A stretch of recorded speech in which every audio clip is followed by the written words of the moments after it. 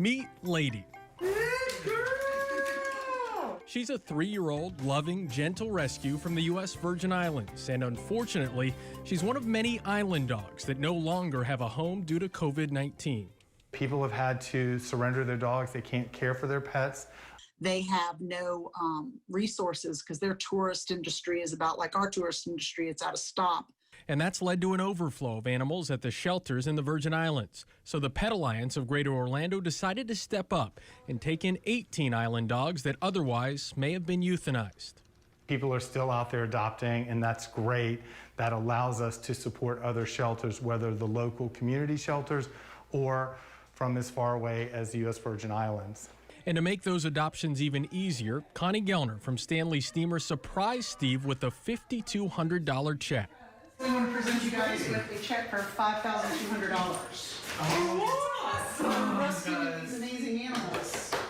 The money will help to cover the adoption costs and make sure these island dogs end up with a forever family. Well, we've been working with the Pet Alliance for over 20 years. We just believe in their mission. We've been here for 40 years. So we want to make sure that we're giving back to the community. So what better way than to help the local animals and pets and their families. And this isn't the first time the Pet Alliance of Greater Orlando has helped our Caribbean neighbors. Over the last decade, they've taken in an estimated 2,000 dogs and cats from the islands in the aftermath of hurricanes, earthquakes, and now a pandemic. We've been able to take those dogs and cats in and get them adopted.